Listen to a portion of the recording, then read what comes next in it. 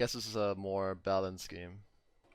Okay, so you're. So I'm not very experienced on Sand King, so I'm very interested in like general things about skill build and starting items and. You have done a great. Okay, I think again. So you have Tiny 4. You lane against Spectre Snap, I guess. Yeah, this should be a pretty good lane for you, depending how the early levels go. I mean, to be fair, a lot of off lanes, they're a lot about the first 2 minutes. If you fuck up the first 2 minutes, the enemy carry will free farm and there's not much to do about it. I think your starting items are pretty good. If you need a salve, you can send it. If you want a stick, you can send it. You have a lot of stats. I like it. You're against Spectre. Probably skill stun. This is good. The fuck is Snap? Skyref. Okay, I think skilling stun here was good. I think Sandstorm level 1 is like too weak. It doesn't pressure. I think if you're against weak carries, you need to go Q or E. Nearly always. I rarely go Sandstorm. Okay, that's good. I feel like I just don't need it. In like 1 out of 3 lanes, I skill it by level 5, you know. But I just feel like I can pressure so much without it. I think you should get it latest by 5, like you're saying. Do you then go like 202 into max Sandstorm, or what's the deal? I think like half the time I go 202, half the time I go 211. Okay, I think that's good. But I think I always take Sandstorm at 5. Okay. Yeah, the latest you get it is 5, because I mean after the lane, when the laning stage is over, I mean the hero is about Sandstorm and like pushing the hard lanes and defending towers and shit like that. Or no, sorry, I often go 302, and then at level 6 I take Sandstorm. I think that might be a bit too greedy. I think the latest you should get Sandstorm is probably at 5, but I'll see from this game. Okay, but like so 202 is a common thing, and then you take Sandstorm and you don't go for the 3rd point and stun on 6. 202 into Sandstorm is pretty normal, or like 201. I don't know if you want necessarily more points in Caustic than the first one. The first one's already really good. So I think the most common would be 201, and then you balance out your stun and Sandstorm. Okay, let's see. So you guys push the lane quite a lot, which is pretty good. You have Caustic now, which is good too. You're Tiny. Right now, when you guys push the wave this much, I don't know if you're communicating this or whatever. I mean, your Tiny is kind of like fucking around. I don't know what the hell he's doing here.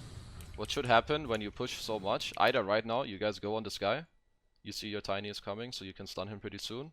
Or the Tiny pulls this now, and instead of going for this range creep now, or like looking at it, you run here. Because what Skyref should be doing is having a look at this camp and stopping the pull, right?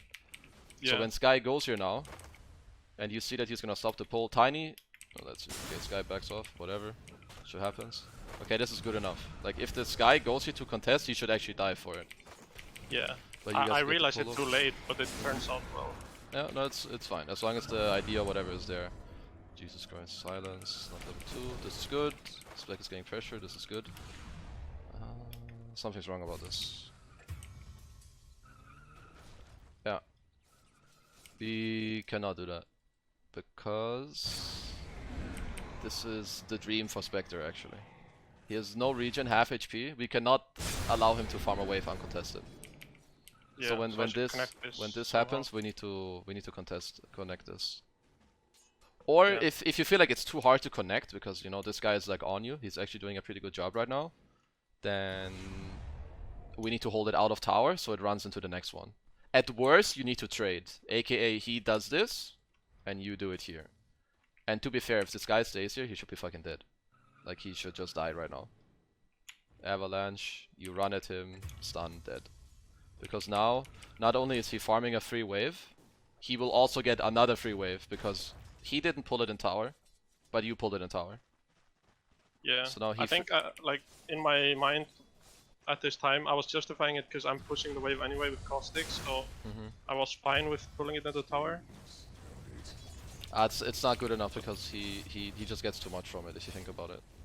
Yeah, like overall you're definitely right, I should have connected it. Yeah. This is decent until this wave runs in. Okay, it doesn't run in tower. That's good. So one thing you need to be careful about, I mean I just see this one scenario. If you pull this, you want to make sure that you can contest this as long so that this doesn't run in tower. If this runs in tower, again, it's really bad. Because right now, if this doesn't run in tower, you're doing a great job. This is absolutely perfect. Lane is here, which is amazing for you. Like now, either you get to pressure him. Let's say you have a range 4 Alina, you can pressure him. Or you have a tiny 4. What you just did, it allows him to leave. Because your lane is so good, like you don't really need help. So your tiny is best of moving it. So that was really good. So let's not look at this tiny. And bottom, this is great. This is great. Should probably spend your gold a bit earlier. Okay, here same story. You hold it. It's acceptable. I will try to connect it. Let's see if you had a chance to do that. Yeah, I think. I mean, this is pretty interesting. Not many people do this. This is some higher stuff. So here, instead of like running at him or looking at him without your mana, you should realize that your objective is to connect the waves, right? Which means instead of running at him, you go here ASAP to the wave. So instead of running left, you run down. You make the range creep hit you, and then you would connect the wave. As soon as the range creep hits you, this wave will stop aggroing him and it will run and will fight. They will fight here. You could have actually still done it at the end, but yeah, anyway. Like if he's really good, he would, after he sees that you gave up doing this, he should just do this. And then you guys are denying 4 creeps off of each other. And he's more happy about that than you are, to be honest. You see? But you did the second best thing, which is holding it here. Silence.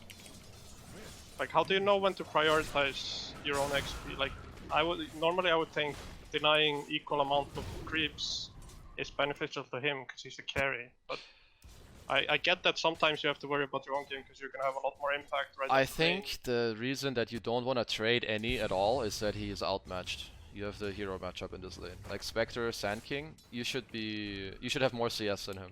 More CS and probably more XP too. The XP part is maybe debatable because of your 4. But here, like, you don't want to give him any free farm at all. You want to lane against him as much as possible. Which means if they get to pull, it's not good for you. If they get to do some creep shenanigans, it's not good for you. These creep shenanigans are mainly good for you if you're outmatched, right? Let's say you're, I don't know, you're some Underlord against Ursa lane, or some shit like this, or like melee against Slark. Then you either want more creeps than them, or you need to do some creep shenanigans. And another thing, I mean, I didn't see it in the Underlord game, but here, I think you need to spend your gold faster. Because the only way you can die to this lane, to be fair, I think right now in Dota, it's actually not that easy to die. If you're healthy, you have resources, it's really hard for you to die from full to 0. You can only die if you're not healthy. And like here, you end up with no mana, half HP, but you have so much gold.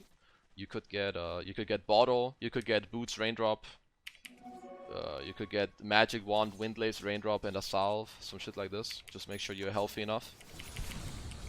Because now this guy comes, he's kinda annoying. The reason that he's annoying...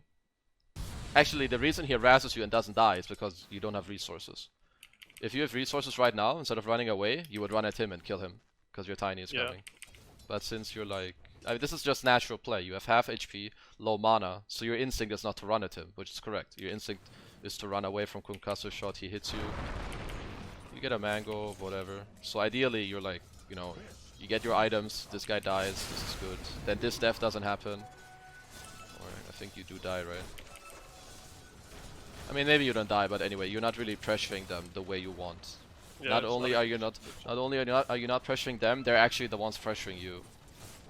And I think here, 2-1 build would be better. So 1 level in the caustic. Yeah. I think right now, if you have 2 in Sandstorm, they can't really fight you. Can you tell me why you go 3 in stun here? You feel like you want to play more on the stun, or what's the idea? I think I don't think I thought about it that much. I think it's just like you know, you max stun because I'm not that experienced on the hero. I see. Not that kind of makes sense. Feels good to have more points in stun. I think if you're gonna kill a lot, let's say you're playing Lina Sand King, I could see you going for this build, but then I still think Caustic should just be on 1. So I think, as a general rule, I think you keep this spell level 1, then you balance out these 2. If you have a killing lane, I think you can max Burrow. But in this game, what do you want to do after like 4 to 5 minutes? You want to enable your tiny to run around, right? So he can roam. I think that's what you should be doing. That's what you should be thinking about. If you're some Sand King Earth Spirit, Sand King Spirit Breaker, Sand King Tiny, your idea should change. You don't want to kill so much in this lane, which means you should level up Sandstorm so that you can be fine on your own, which will enable him to leave. If you have Lina in your lane, it means that you probably want to kill in this lane, and then I think you can max stun. Does that make sense? Yeah, makes sense. Okay, cool. So here they do this, yada yada. I mean, they're getting to pressure you now, which I think is kind of okay. It's a bit connected to before and a little bit with your skill build. I think if you have 3 in Sandstorm, you could probably just contest them wherever. I mean, you're not gonna kill them, but I think you would mainly trade even. Like, if you Sandstorm here and they go on you, I think it's more likely that you pressure them more than they pressure you, because their lane is kind of weak. Because now you'll have to burn quite a lot of consumables, I think, with how this lane is going. That was pretty good. You have Raindrop, you have Tango. I'm debating what you should do right now. Get a Salve, get a Clarity. You get Boots. Might be too greedy with the Boots. Right, well played. Skyro's not very good. I don't think you had to die for this, did you? I guess you feel okay about trading here, because you're so low. Yeah, and I got the wave where I died, so I felt okay with that. It's probably... I think it's acceptable. The thing is just, we don't really wanna... We don't wanna have these trades where we trade core for support. I think this is one of the scenarios where it's probably okay, because you're so low resources, but at the end of the day, if we think about it, we don't want to boost this guy's game, right? So Yeah. even though, like, this is decent for you, but I think it's the reason that it's okay for you is because what we did in the last minutes is not correct. So the lead up to this scenario is wrong. I think the reason you die here, or the reason that this scenario occurs in the first place, is that you're not healthy enough, and I think your skill build is just not the most ideal one, if that makes sense. Yeah, it does. Okay, this is fine. I think you should probably run to the lane, because I feel like you're such a big threat on the lane. Now. Yeah. Like this Lina takes the tower and I TP there later and I was too late and I was watching the stream wondering like what I did do differently. Yeah. But I don't think it's... I don't remember if it's connected to the TP or there was a fight. Let's see. So I think right now, if we just look, something that people I think don't fully understand if we look at TP. So let's see. So you're TPing to this lane. What are you really missing if you run to the lane? Let's see. So these two creeps, whether you TP or not, you're not getting anything from these creeps, right? Yeah. Like the only creeps you need to be in time for, if creeps is what you're thinking about, is it's this wave, right? So you TP'd here. Let's see what you can do. You get to pull this camp, which is, I guess it's okay. But to be fair, this TP isn't giving you anything that you would have not gotten by walking to the lane. If you think about it. It gave you maybe this hard camp. But to be fair, if you're just running, let's run a simulation. Let's say you run to the lane. So first of all, you need to channel it for 3 seconds. So you would be here right now. I think latest at like 9:35. I think you would be at the tier 1 now if you ran.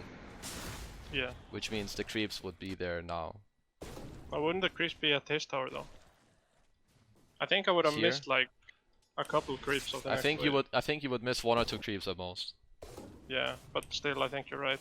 And I'm usually pretty conscious about my TPs. Yeah. No, so I'm thinking about this shit, but yeah.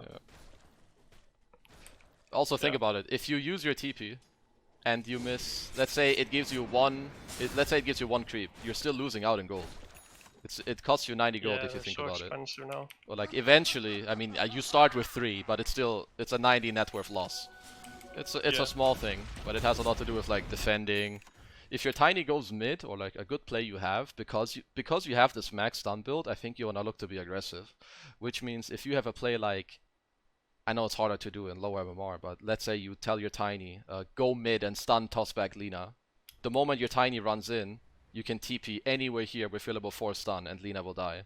But you cannot do this play if your TP is on cooldown. Shit like this. Or like ET goes mid. Stuff like that. So I'm wondering, like, when I TP there, should I maybe just went mid to def the tower? So we have a morph mid, he can just jungle or whatever. He can't really def the tower. I And think there's you, a Lina, so like CA is gonna kill the tower. I think you don't have to. I wouldn't really want you to just go here and be like a bot at the tower, especially with your skill build. I think right now it's perfectly normal to run bottom. You go here, you worry about your own game, you know, you pressure this guy as much as you can and you farm these creeps. And then the way you def your mid tower this game, I think it's not defensively, not with your skill build. The way you would def this tower is by killing this Lina. But you're not gonna kill Lina if you're the one being here. You need to be the one TPing, I think. Does that make sense? Yeah. Like if you sit here with level 1 Sandstorm, he's gonna be like, haha. He's gonna Dragon Slave the wave, hit the creeps, and fucking go farm the jungle. Yeah, he's gonna be fine, just farming. He's not gonna care. But eventually he's gonna hit the tower, because he's gonna get annoyed, Morph is farming jungle. He has two options on Lina. He either flash farms or he hits the tower. And when he hits the tower, that's when your Tiny or ET go mid, and that's when you TP here. And in the meantime, you just do this. This is absolutely fine. But ideally, you just have your TP ready. So you can not only be here, but you can also, you know, you can pressure this guy. Like here, he should probably die. But anyway, you get this kill on Spectre. This is good. Also, I think with items, you probably want to play around a bit. I don't know if double Bracer is that good on Sand King. I think one is probably enough, but I'm gonna let you figure that out yourself, I think. Yeah, I think my thought process was, like, I just want to sit on the lane against Spec and not care, because there's a Sky. And I feel like the Bracers paid off. I'm still learning this hero, I'm not sure. Yeah. No, I think the build is probably fine. If you just play a little bit different, and let's say your skill build is slightly different, I think everything is fine. Like if you have a reason for these bracers, you know, you want to sit here, hard to be ganked, hard to harass, I think it's totally fine. Also, something I learned from Zai, what he would do. Let me look at it. Let's see what happens here. So you're kind of low. You pressure. You see Mars on the map, you see Lina on the map. Okay, Snap is off map. You should probably be dead already, being here with this low HP. But okay, so what Zai would do, let me find the right moment for it. When did you get so low? Was it after Spectre? Yeah, okay, so here. If you want to be really greedy, you could take this wave right now. Because you still have time to do it.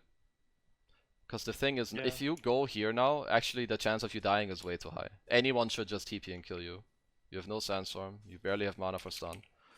Or if you have TP ready, I know what Zai would do, is he would just TP base right now. Not only why, you may ask why would you TP base, it's so that you're on map faster and then also your TP is back up faster, right? If you walk to base and then TP out, that's like a 30-second difference of your TP. Because right now anyone could farm this wave, which means ideally one of you, after you kill the Spectre, one of your supports should just, like the ET should just take this wave right now. Like he should be rewarded. He like gave up all his XP and everything. But you don't have TP ready, but whatever. So either way, you take this wave and like maybe you push it here, you kill it with Caustic, and then you TP base. Or maybe you use your mana with stun, walk to base fast. Because either way now, by the time the Spectre comes back, there's no pressure on this lane. Like, you killed him, which is nice, it's good for you. But actually there's no pressure now when he comes back. There's no way you guys are killing him. And to be fair, you should be the one dying. I'm just lucky to get out here. Like I should die, for sure. So at the end of the day, this is not really that good. So think about your resources and like how fast you can pressure. I guess I got a kill, that's nice. But let's just be focused on your game. Yeah, so here I TP, I'm like desperately trying to save or deny the tower. It's just too late. I don't know if I could do anything about it. You glyph it. No, I think here we just accept that the tower is dead. Which means, do we want to TP here? Probably not.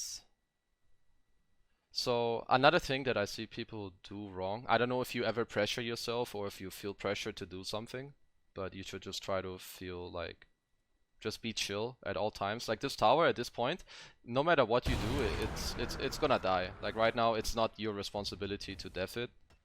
it would be if you had higher resources, but with what happened, you cannot defend it. Like, you're just gonna waste your TP and your time by going here now. Let's say you had TP to base earlier or whatever, you know, we did some stuff different here, then maybe you can def it, but at this point you basically cannot. Which means you would have probably been better off either running here, or maybe you run to the safe lane, you get a quick kill with him, or some shit like that. Anyway, let's look at your game. Yeah, like you said, I notice when I'm feeling pressured to do something, I usually end up making a mistake. Like, because I'm doing stuff that I really can't do, and I kind of know it, but I feel really pressured to do it, and then it just ends up doubling down on the bad. Yeah, you should think about that, because usually if you're pressured and then you do something, it's way worse than just chilling and trying to do the right thing. Because now you're doing a wrong thing, which is happening because of something else you did wrong. It's like a vicious what's it called? Vicious cycle or whatever. Yeah. Like, eventually when you fucked up, like, whatever, you know, this tower is gonna die. It's like 12 minutes into the game. Eventually Lina will take this tower. It's okay. And if you know that this play isn't good, I mean, you're not gonna save the tower. I think most of us see that. So you know, you just find another thing to do. Like, go farm somewhere. And if you have a super bad game, like, you don't need to pressure yourself to smoke, you know, just you're still a Sand King, you're gonna have a stun, you're gonna be fine. You guys are actually ahead in this game, so usually overthinking is not that good. Like, you should just try to be calm and see, like, what is your next like what is your next, like, big objective. Maybe you can just go to a lane and push it with Sandstorm.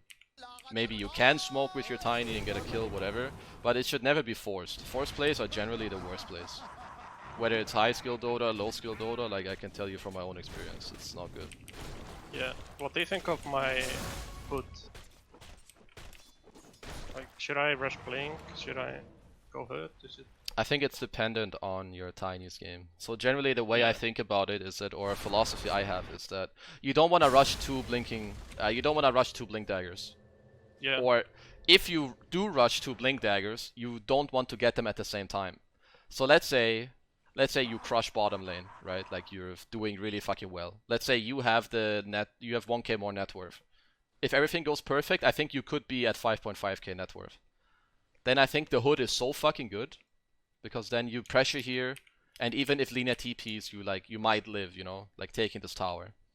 If you get everything earlier, like, maybe you can take this tower, then probably you can def mid really easily, maybe top as well. But since this lane didn't go so well for you or Tiny, you might want to rush Blink.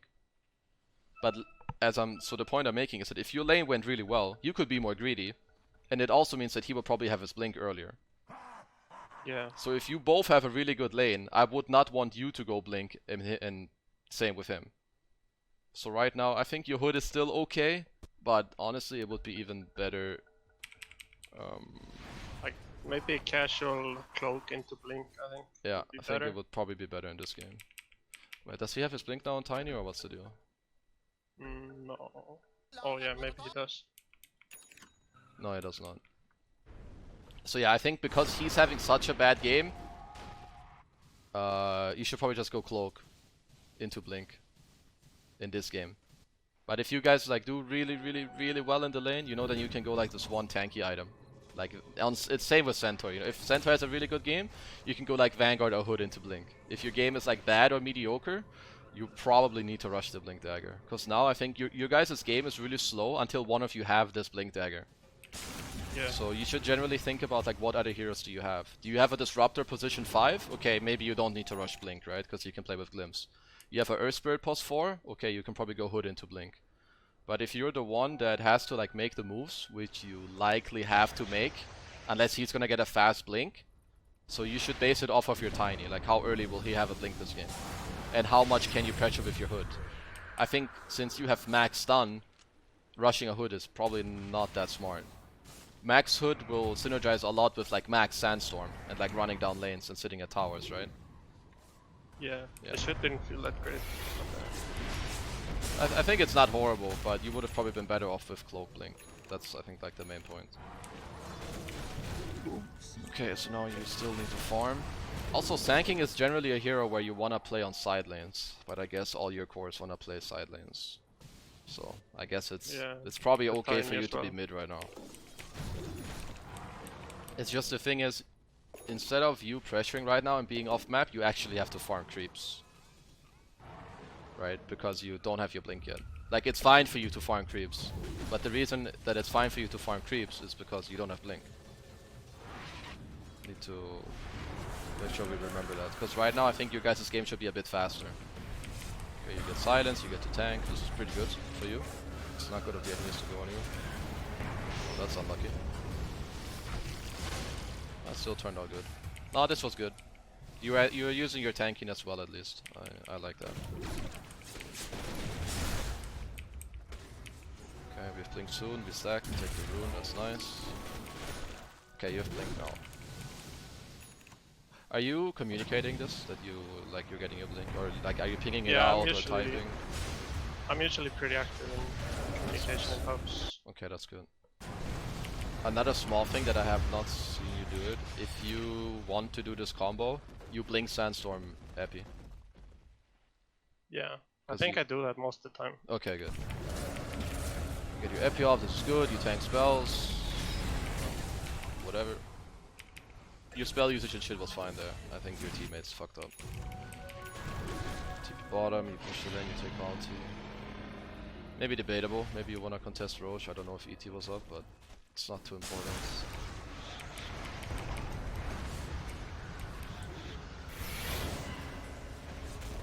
You had a good idea there.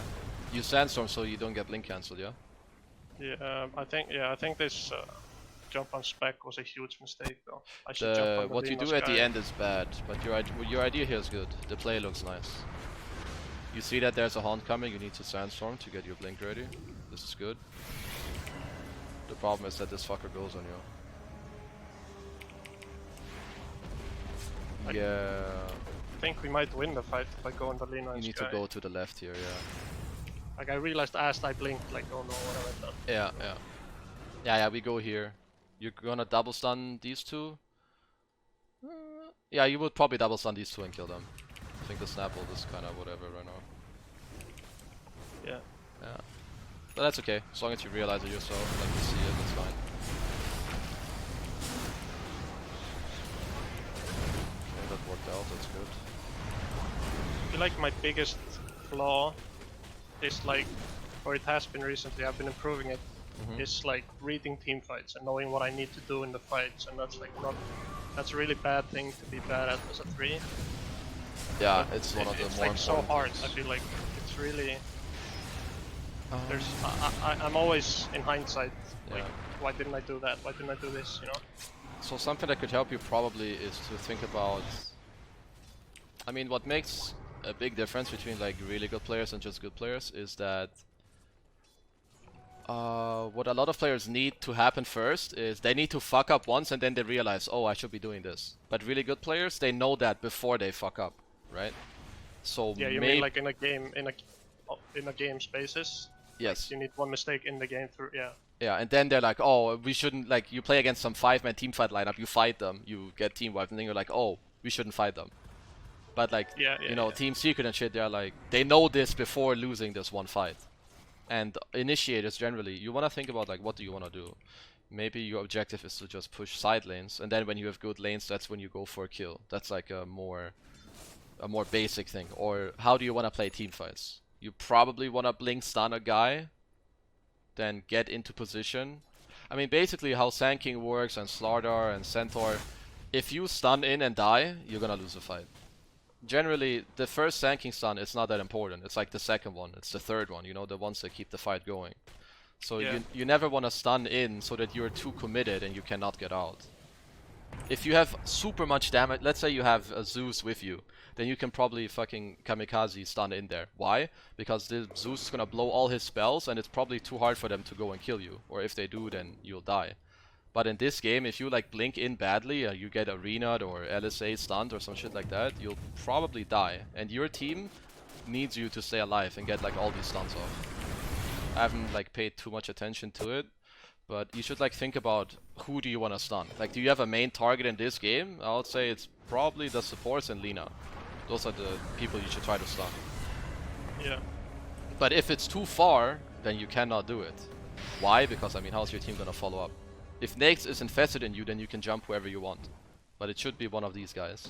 Because then, instead of you stunning in and dying, you have so much backup that they won't kill you. They can't. Because if they turn to hit you, the nakes will fucking smash everyone. And this guy will like waveform in. So you should like think about your backup and how much can you commit. I think the big difference between all the super good offlaners and just the mediocre ones is making sure that you're in a good position when you go in. Like here, this is probably fine. I don't know if you guys are killing it. Give E-Blade. I think this didn't go so well. Okay, I think what I see here, I think the play is fine, like whatever, you know, if you see a play, you go for it. But I think you might have a thing where you overcommit afterwards. So you stun Sandstorm. You don't really want to hit him. Like here, you're running at the enemies. Like you're more posturing towards the enemies, right? Rather than back here. If you wanna soak, like if you know you're gonna live and you wanna soak damage, I think this is fine. But if we look at the heroes, like now you're still here. Like you can maybe posture like this for like 2 seconds. So you blink, stun, epi, this is fine. I think hitting him once or twice is fine. But like running down here, unless you know that you're tanking damage and you will live, then you can do it. But I think now this is already a big no-no. Like they're gonna use their spells now and you will die. Your Morphling cannot die right now. He can be here and hit him, right? I think your Nakes, you know, as long as he has rage, he can do it too. Like what you should be thinking about right now is that, can I soak damage and live? If yes, you know, if you can check the box, okay. Is it risky for me to do this? And I think, yeah, it is. Then you should be backing off here. You have a new stun in 5. If they start committing on your heroes and they don't die, like your Nakes is still raged. Your Nakes could only get pressured now. You would have stun in 4 seconds. If they chase now, you can probably come with some blink stun or whatever. Yeah, I think my mistake is I'm thinking like I just wanna increase the chance that my cores live, and I don't really care what happens to me, but it's a short-sighted. Yeah, you need to don't be too selfless or whatever. I think that's the right word. Like a lot of the times you need to worry about your own game. Like if you think about it in short term, if you try super hard to make your carry's game good here by feeding for him or whatever, in the long term, you will make it easier for your carries if you live. If you keep your game going, like if you get this Lotus Orb, let's say you win this fight, or maybe you don't win it, but let's say you don't die, you get to farm the side lane for 1 minute, suddenly you have a Lotus Orb. If you make plays where you keep dying in every fight to try and help them so badly to increase like their net worth, eventually instead of them being able to rely on you, that you can blink stun, live, and then get a second stun, a third stun, eventually you become a liability if you keep dying. Like you need to worry about your own game.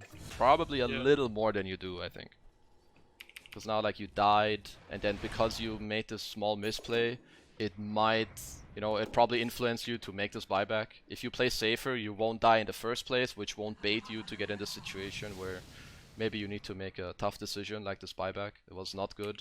And then you died after buying back. So this really slows your game down a lot. Yeah, now, I was almost at Lotus now. Yeah.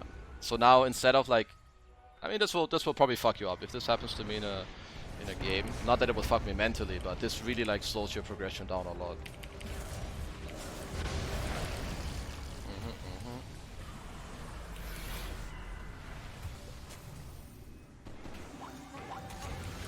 So we do win this game, but it feels like a loss to me, you know, personally. Yeah. I didn't play as well as I should have. No, which is totally fine. I think as long as you know that you can do better, I think that's good enough. I think here you want to be a bit careful with how much we show. They did see you a bit from just daytime vision, but this is fine. You epi, you get a bit bugged here, it's fine. I think I kind of see the same thing again as earlier. You're showing yourself. You keep hitting the Spectre, but it's not really your job, you know, like your auto attacks do like what, 100 damage? Not even, like you have 120 damage, he has like 20 armor and dispersion. Like the closer you stay to Spectre here, the more you're gonna die. And you're in Sandstorm, which means they actually don't see you until they come to drop the sentry. And the snap ulti kept hitting you. Like you could be half HP right now. And here again, you shouldn't need to feel that you need to be this close to stun. You know, we just chill, stay in fog, you wait for your blink to get ready. Let's say here you ate like 1 or 2 less snap ultis, or you were a bit further away from Spectre with dispersion. Here you wait, you have your blink ready in 2, if they fuck up, you just stun out of fog. Like here, this is just so risky. If they have a sentry, you're just dead like this. And now, instead of them getting blink stunned with like, okay, you don't have waveform, but let's just run a simulation of what should have happened or what could have happened in this moment. You do epi, this is great. You blink stun, yada yada. Now you run up, start hiding in the trees. We don't need to hit this guy. We eat like 2-3 less, maybe 4 less snap ultis. You stay here. And now you're like, okay, he's disengaging. This is fine. You stay here in the trees. If they run at your Nakes now, when Nakes has 2 seconds, like in 4 seconds, you guys can kill everyone. You just need to chill for 4 seconds. Wait for his rage to come. Wait for his waveform to come. If they run at your Nakes right now, they can't kill him. How are they gonna stun him? They have silence and then they need to hit some LSA stun out of, I don't know, Yule's LSA. But by the time you'll have your stun. So if they chase your Nakes now, you can help him in 2 seconds. He will live, get rage off, kill everyone. If they run away, it's kind of the same story. If they start running away, your Nakes will run at them. Your Morphling will run at them. Your Morph has waveform in 4 seconds. So if they start running, you wait 2-3 seconds, blink stun, waveform on top of Lina, run in with Lifestealer, open wounds, rage, boom, they're all dead. But instead, we're not patient enough, and now, zap, they fucking kill you. I guess your team might still kill them, but at the end of the day, what's important is that you don't need to die here for this to happen. They could die with you being alive, which would make your game like, it would keep your game rolling. Because honestly, I think this game is not that easy for you at this point. There's been a lot of like misplays here or there, you know? Especially like this mid one. This really fucked up your game. And now you die in the next fight. And now you're playing with less items than you should have, which means you're playing this game in hardcore mode right now. You know, you don't have a Force Staff, you don't have a Lotus Orb, because, well, you're dying. Yeah. See what you do, you go here, fine. Do you have another replay? I think there's probably, I think we saw enough from this one. We can do like, we can do at least one, yeah, we can do one more.